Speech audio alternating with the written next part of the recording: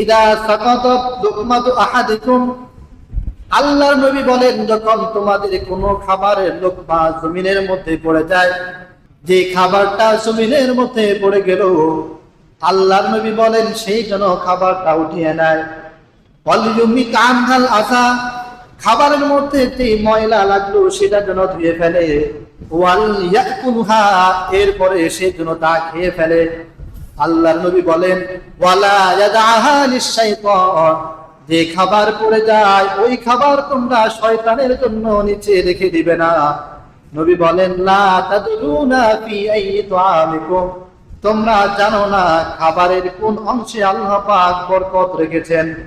হতে পারে যেই খাবারটা জমিনের মধ্যে পড়ে গেল ওই খাবারের মধ্যে আল্লাহ পাক বরকত রেখেছেন, আর আপনি ওই খাবার উঠিয়ে না খাওয়ার কারণে বরকত থেকে মাহরুম হয়ে গেলেন। খাবার উঠিয়ে খাওয়া, ধুয়ে খাওয়া। আল্লাহর নবীর সাহাবী হযরত আবু হুযায়ফা রাদিয়াল্লাহু আনহু পারস্য সম্রাটের দরবারে গেলেন। পারস্য সম্রাট আবু হুযায়ফাকে রাজ দরবারে আমন্ত্রণ করলেন, খাবার দিলেন খাওয়ার জন্য। নবীর সাহাবী হযরত আবু হুযায়ফা খাবার খাচ্ছিলেন, হঠাৎ করে এক লোকমা খাবার নিচে পড়ে গেল।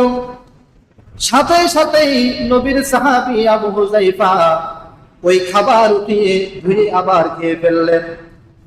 পাশে একজন লোক আবু হুযায়ফাকে ডাক দেয়া বলল, আবু হুযায়ফা, এটা রাজ দরবার, পৃথিবীর সর্বশ্রেষ্ঠ রাজ দরবার পারস্য সম্রাট।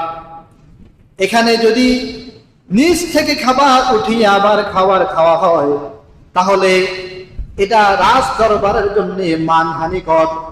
নবীর সাহাবী আবু হুযায়ফা চোখের পানি ছেড়ে দিয়ে চিৎকার করে রাজ দরবারে ডাক দিলেন, হে পারস্য সম্রাট, আপনার চাইতে পৃথিবীর শ্রেষ্ঠ সম্রাট নবী মুহাম্মদুর রাসূলুল্লাহর দরবারে খাবার খেয়েছিলাম। হে পারস্য সম্রাট, আল্লাহর নবীর দরবারে যখন আমরা খাবার খেয়েছিলাম, আমাদের হাত থেকে একটু খাবার যদি পড়ে যেত, আল্লাহর নবী আবার তা উঠিয়ে খেতেন, আমরা আবার উঠিয়ে খেতাম। নবীর চাইতে আপনি উত্তম কোন মানুষ নয়। আতাতরুকু সুন্নাতা হাবিবি লিহাউলাইল হুমাকা, হে পারস্য সম্রাট, ভালো করে খেয়াল করে রাখুন, আমি নবীর সাহাবী আবু হুযায়ফা আপনার সামনে ঘোষণা করছি, আপনার দরবারে আমার নবীর সুন্নত খাবার পড়ে গেলে উঠিয়ে খাওয়া, এটা আমি আপনার দরবারে